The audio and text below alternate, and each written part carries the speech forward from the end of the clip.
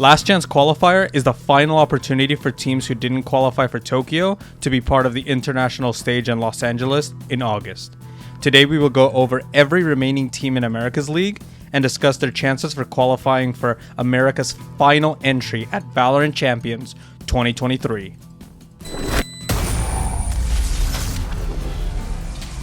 It's incredible how this team went from being the odds-on favorites in the preseason to missing playoffs altogether.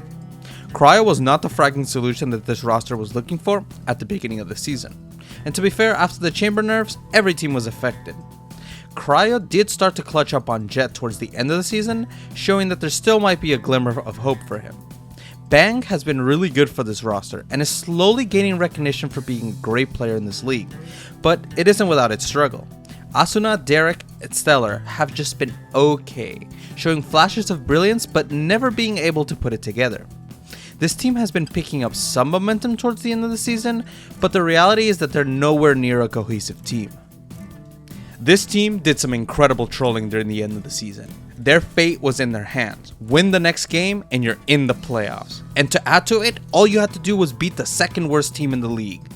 And wait, there's more. MIBR just lost one of their starting players. What can go wrong? Absolute collapse.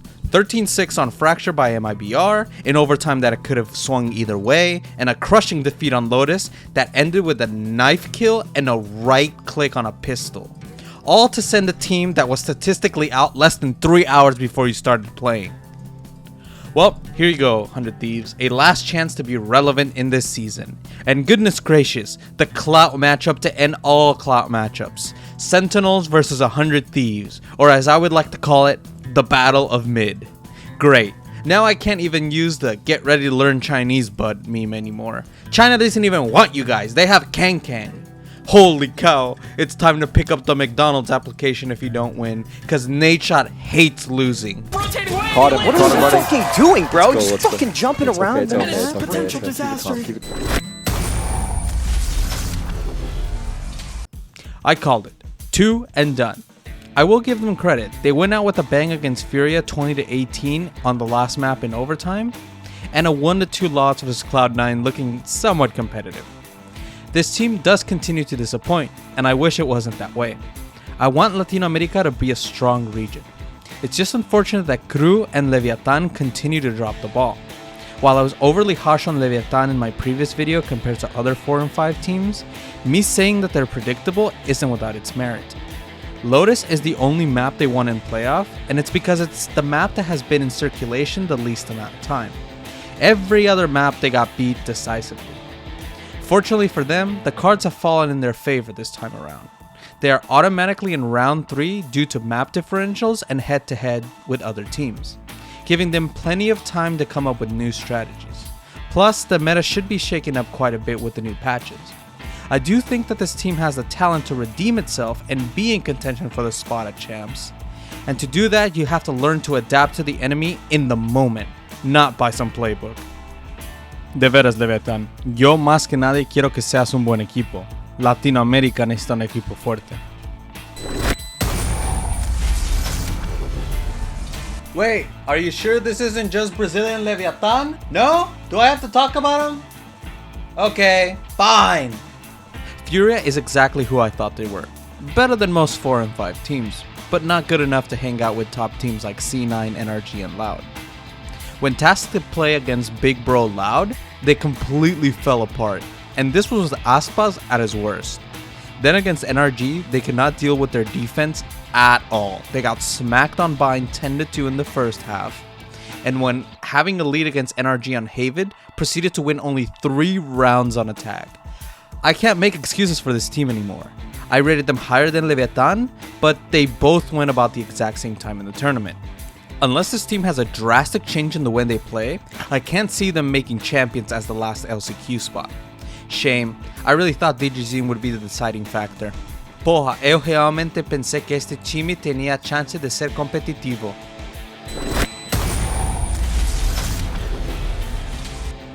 Sentinels is a tale of clout and calamities. At the beginning of the season, they signed some of the most clouted Brazilian players in the world, Saucy and Pancada, 2 of the 5 players from the championship team Loud. They then proceeded to add Def and Zekken from Xset, another group of players from a very successful organization pre-partnership. And last but not least, the Cloud King and Masters winner himself, Tens. How could this team lose? Well, let me tell you, this roster was overhyped from the get-go. Signing 2 players from a different region whose primary language is not English is a starter. Then going after players from a completely different system and expecting them to synergize well together off the get-go is another. Add the owner's thirst for instant success, and firing head coach Psycho and parting ways with Def mid-season certainly adds to the fire. Then, the final straw that broke the camera's back was having Tens get injured mid-season, certainly making this team look like a house on fire. The one thing that has gone well for this team was signing Marv from free agency. Marv got them their first win since week 1, but now that he's gotten used to the team, he is taking up the IGL role. And can he do it? I'm not sure, but his mentor prior to this was FNS, arguably the best IGL in the world. And to their credit, they almost did squeak into the playoffs with some bizarre flowcharts that probably only Tarek could explain.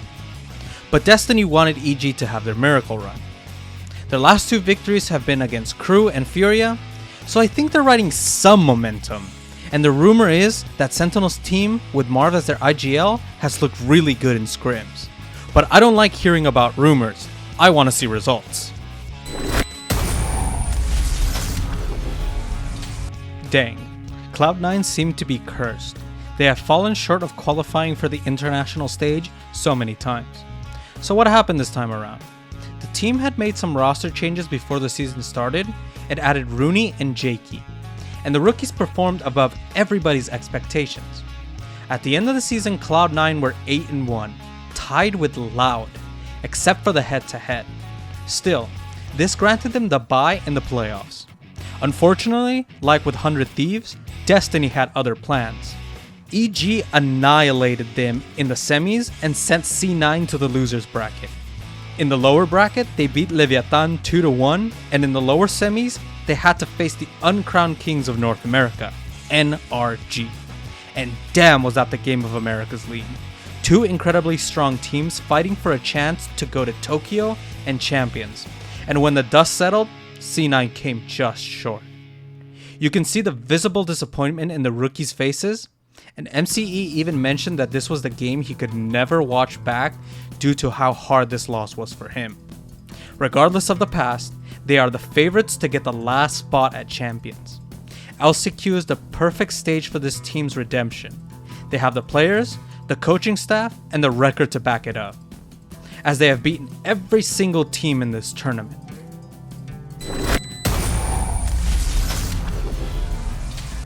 Both these teams are quite messy. Neither of them has an identity, and neither of these teams have any players that I would consider to be great.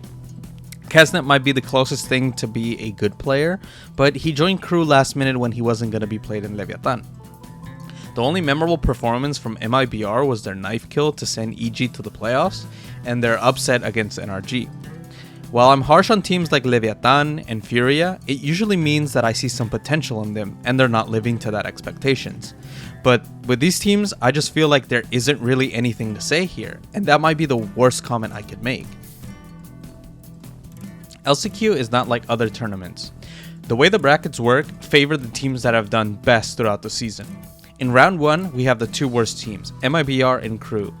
Round 2, we have Sentinels versus 100 Thieves, and Furia versus the winner of round 1. Note that the first 2 rounds have no losers bracket.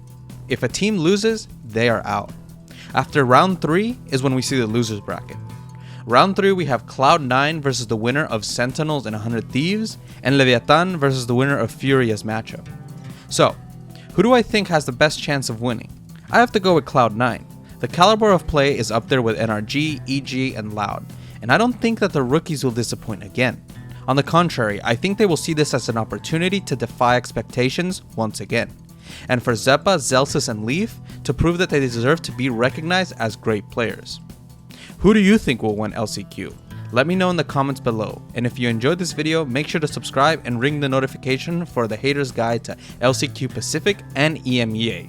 Or if you are watching this after it releases, go check those videos out right now. Thank you for watching, and have a good day.